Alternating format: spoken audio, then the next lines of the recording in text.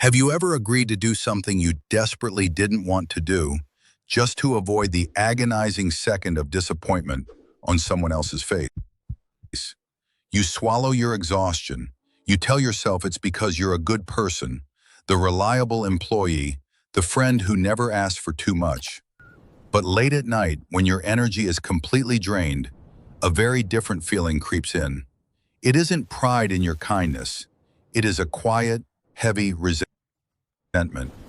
You feel resentment toward them for asking, but the sharpest anger is reserved for yourself because you agreed again. It feels as though you are constantly paying rent for the space you take up in other people's lives. You are terrified that if you stop being useful, you will simply stop being loved. And the strangest part of this entire cycle, even when you do everything right, even when you sacrifice your sleep and succeed, you still feel like a fraud. You feel like you tricked everyone into liking you. I know exactly what that feels like. I remember a long season of my life where my default setting was simply, okay. No matter the request, no matter the hour, my answer was always some variation of yes. I had convinced myself that this relentless availability was a virtue. Then, one weekend, a friend asked if I could help him pack and move his apartment. I already had a grueling week and a desperate need for sleep. But the word no felt like a physical impossibility in my throat. It felt rude. So I went. I spent the entire night hauling heavy boxes down 3 flights of narrow stairs. I breathed in dust, sweating through my shirt, while he mostly stood in the kitchen, organizing his music playlists and casually directing traffic. By 6 in the morning, the truck was loaded, and I was physically wrecked. I drove home, my hands shaking on the steering wheel from sheer fatigue. I slept through half of my Sunday, waking up feeling groggy and completely hollowed out. I reached for my phone, opened social media, and the very first thing that popped up was his story. He was out at a sunny brunch spot with a completely different group of friends, clinking mimosa glasses, looking entirely refreshed. The caption simply read, "New chapter." I stared at that screen, and a very cold, uncomfortable truth settled into my chest. I didn't feel like a valued friend in that moment. I felt like an appliance. I felt like a vacuum cleaner, something you plug in when you need it, use until the job is done, and then shove back into the closet without a second thought until something spills again. That was the exact moment the illusion broke for me. I finally realized that my relentless niceness wasn't actually kindness. It was an anxiety response. We call it being a people pleaser. But underneath that socially acceptable label is a painful lack of emotional boundaries. When you grow up feeling like your natural, unedited self isn't quite enough to guarantee love or safety, you learn to adapt. You become hyper-vigilant. You learn to read the room the second you walk into it and figure out exactly what the people around you need you to be. Without realizing it, you start equating your utility with your worth. The core fear sitting underneath every single yes is the quiet, unspoken terror of abandonment. The internal logic is brutal.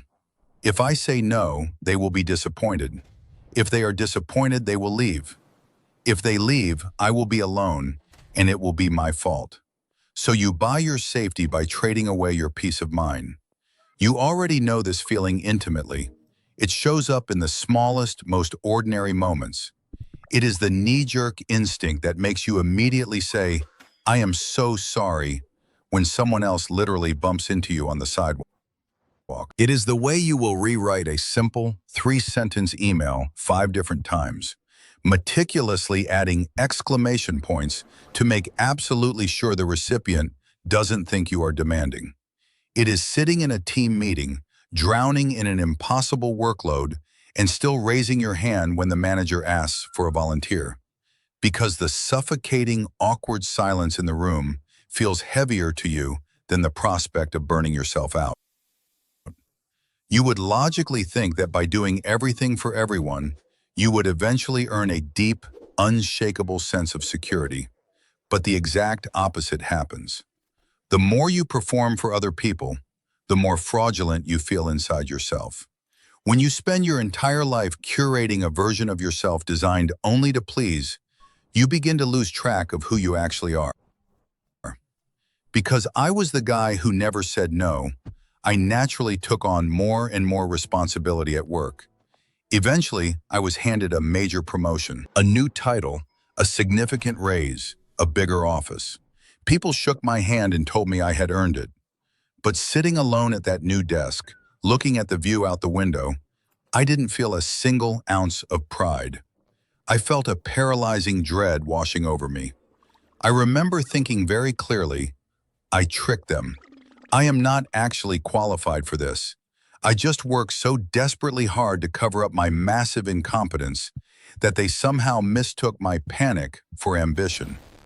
Any day now, someone is going to audit my work, figure out I have no idea what I am doing, and it is all going to come crashing down. This is the classic imposter syndrome playbook, and it is the direct, inevitable cousin of people-pleasing.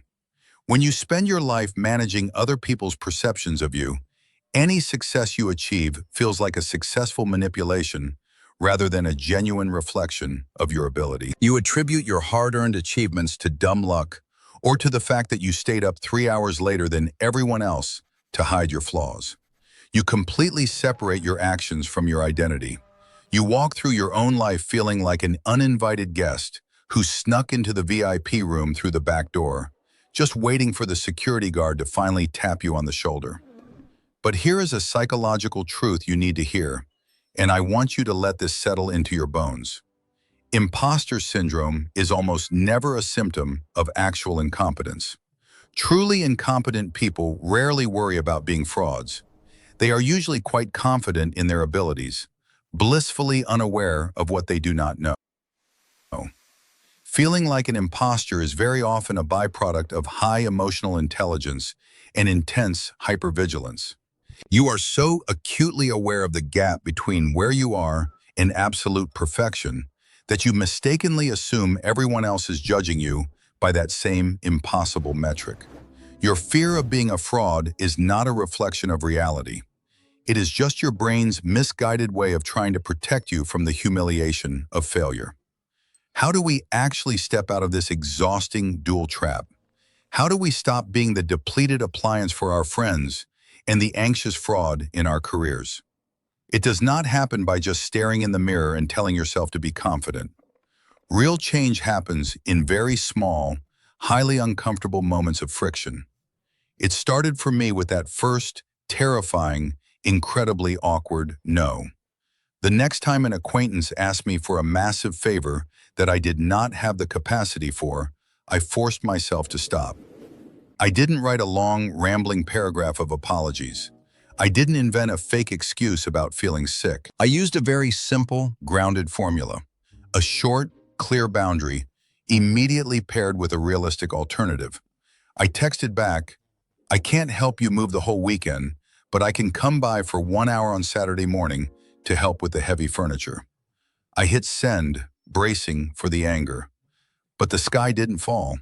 They just replied, cool, that helps a lot, thanks. I realized in that moment that most people are not meticulously keeping a spreadsheet of my usefulness. They just asked a question. It is my job to protect my energy. You do not need to be aggressive or cold to be firm. A gentle, quiet no is still a complete sentence. As for that paralyzing feeling of being a fraud sitting at that new desk, I had to actively learn how to separate my internal feelings from objective facts. Feelings are valid and they deserve to be felt, but they are not always reliable narrators of reality. When the dread would rise up, I stopped trying to talk myself out of it. Instead, I started building an evidence file. Every single time I completed a project successfully, every time a client sent a genuine thank you email, every time I navigated a crisis, I saved it.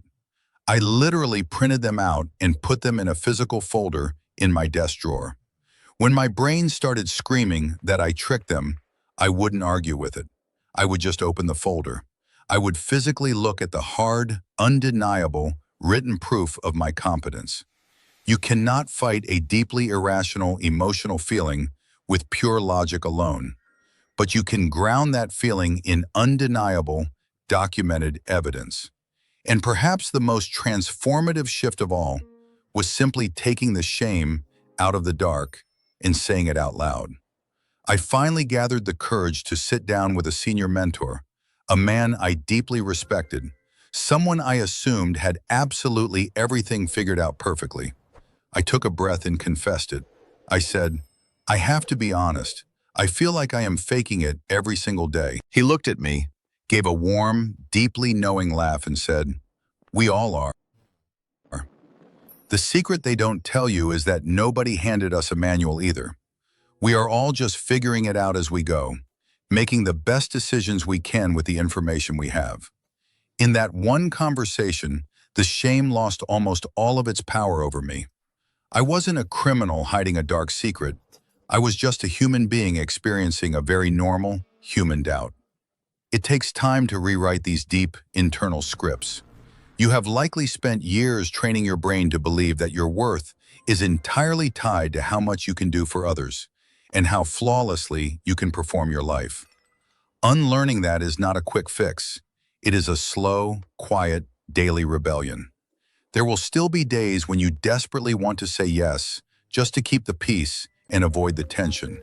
There will still be mornings when you look in the mirror and wonder who on earth gave you permission to be where you are. But I want you to remember this, and I want you to carry it with you. You are not a transaction.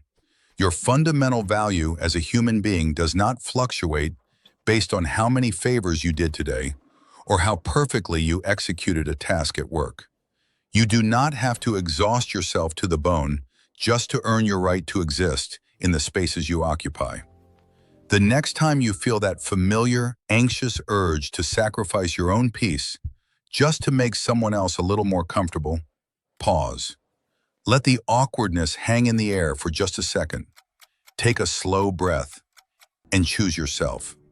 You belong in the room. You earned your seat at the table, and you are allowed, finally, to just rest.